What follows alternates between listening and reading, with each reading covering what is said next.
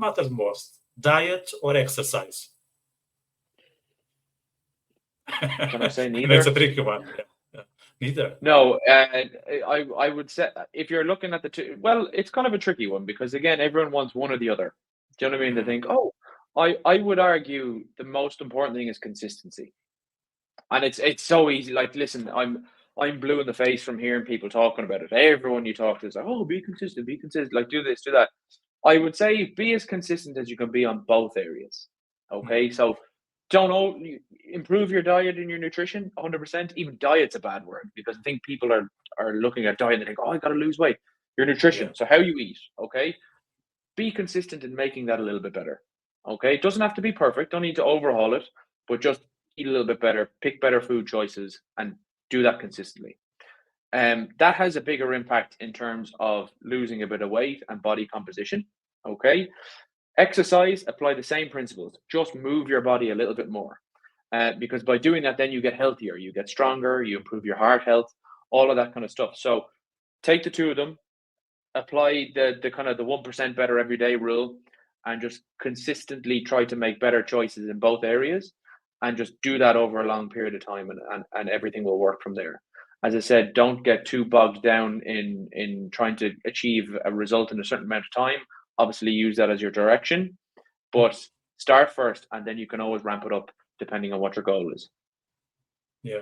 Well, 100% agree. Like it's you cannot be too obsessed about eating well or exercise.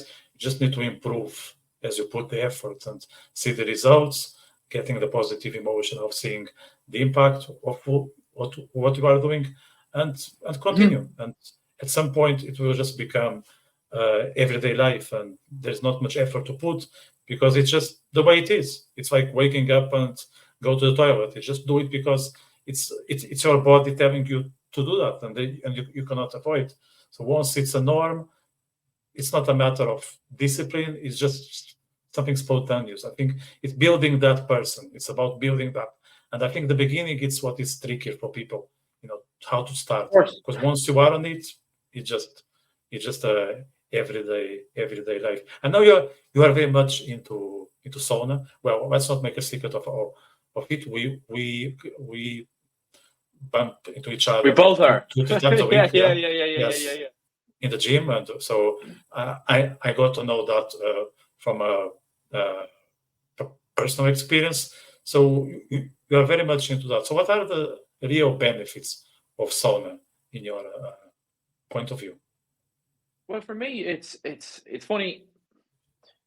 Saunas again have become really popular in the last year, kind of 16 months or whatever it is. Everyone, there's always a sauna by the beach now that people go to, and they do their hot and cold therapy and stuff like that. And they all have different benefits in it. And they say, look, it improves your cardiovascular health, your kind of, I suppose, mental health, all these kind of things. But for me, it's very simple. James sent me a video previously, and I think it was Andrew Huberman, or someone similar like that, and they basically said if you go, it was either Andrew Huberman or Tony Robbins, one or the other, but it was basically saying if you do 20 minutes 4 times a week in the sauna between 80 and 90 degrees Celsius, okay, the risk of mortality is reduced, and the risk of long-term diseases is reduced. Okay, now the science behind that, I'm not sure. Okay, I haven't read into any of the scientific papers or anything like that. But like anything in life, right? There's the scientific literature behind all of these kind of things, where they say, oh, you have to do this. If you do X, you'll get Y results. They're mad for it. So the scientists will love that. And I say, that's great. It's a really good starting point. But let's apply it in a practical sense as well. So even if it's placebo, right? And even if there's no benefit, internally I still feel like there is a benefit, because Exactly. by doing that, I feel great after it. Do you know what I mean? And most people who do that, they feel great. It's like going into the sea for a cold plunge. Everyone hates getting into the cold water. It's like eventually you get used to it, but the first time you do it, you think this is the coldest thing I've ever been in my entire life. But then you come out of it and you get changed and you're warm and you think that was the best thing ever. Do you know what I mean? So even if there's, let's say, all the science is wrong and there's nothing right with it, even that own internal feeling of feeling great after it, that's a benefit in my opinion. Yeah, Do you know what I yeah. mean? So that's why I do it. 100%. Like if you're gonna feel better after you do it, why avoid it if you already know that there will be a gain or something positive out of it? And you mentioned the cold showers, which are very trendy these days, and that's something that personally I didn't buy it yet. I'm not against. I think it's a practice like any other. People are into that. Yeah, it's their lives, it's their time. Yes. They can do whatever they want. I just didn't get the appeal, though I'm thinking about. What's your view on cold showers?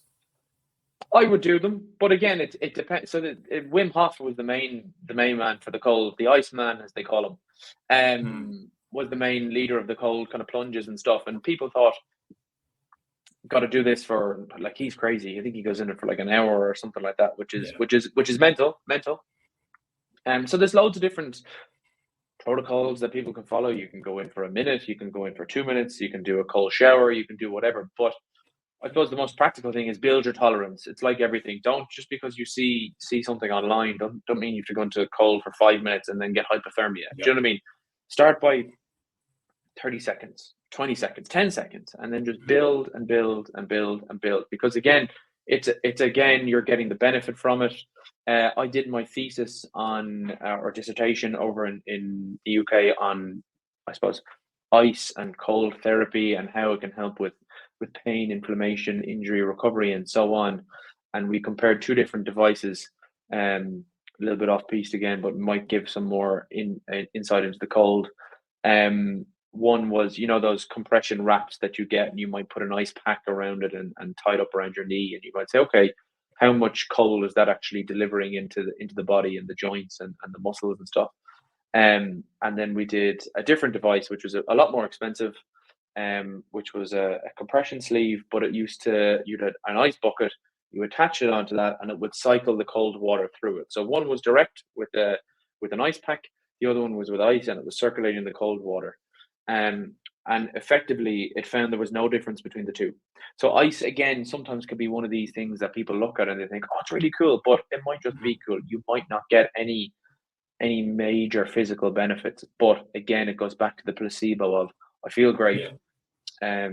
I've done a task. It's like you see these people like David Goggins and all these kind of motivational speakers and stuff doing it. I think it's more from a mindset perspective as opposed to a physical side of things, because again, think of how, like, if you wake up in the morning and the first thing you have is a cold shower, freezing cold shower, nobody wants to get into a cold shower first thing in the morning. Exactly. Like, you've just come from a hot bed, you don't want to go into a cold shower.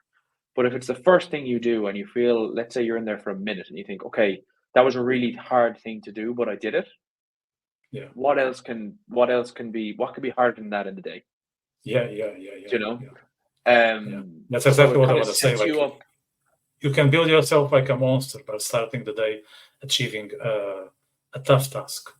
To me, so it's like, okay, as you know, I go to the gym at 6 a.m. Yeah, I go to the gym at 6 a.m. And it's something that I started like 2 years ago. And when I come back home, it's already done. So I don't need to think about that once I finish with my work. No, it's already done. And then I have that breakfast that I have every day. It's almost always the same. So my body is craving for that food because it's like a reward that I get from being in the gym at 6 a.m., staying there for 1 hour, 1.5 hours. So I get that reward, and then I feel very well. Wow, I think this day is going to work out pretty okay because I already achieved the gym objective. I got the breakfast I was looking forward to, and I'm all satisfied. I'm all smiling. Where the majority of people are still waking up and grabbing their coffee and thinking, okay, here's another day, how I'm going to survive till the evening, and I'm all up. So I think it's what you said is this building this discipline of doing things that you don't necessarily want, but when you are used to that, then whatever happens along the day is just okay. Here's another thing I need to face, and it Of won't be course. as major as I would thought. And you are And so it's very stronger. funny. It's very funny on that. It's you've nailed it in the sense that it's the first thing that you do, right? But it's I like it. This is not a sales plug, by the way, but I'll inform it. But I liken it to building momentum. Mhm. Okay, so it's if that's the first thing you do, you build on it. So you kind of level up on each thing. So you say, okay, I've done my call shower, great. Like you said there, have your breakfast, great. That's 2 tasks done before 9 o'clock. Next thing, call, third thing, fourth thing, fifth thing, and you're building momentum. And as you get momentum, then it really snowballs. It's like what I said about the business at the start. It's you build momentum and you learn as you go, and you don't be afraid to fail and make mistakes. And there's no perfect journey. Do you know what I mean? It's very much Yeah. kind of figuring out, okay, that worked, that didn't work. Why did that not work? How can I do it better? Then you make the change, okay, and you apply the same principle. You say, well, did I learn anything from it? Oh, I can make this better, and then go. But the reason I said this is not a sales plug is because actually another thing I've developed on the side is a little journal, a diary, and I've called it the momentum journal.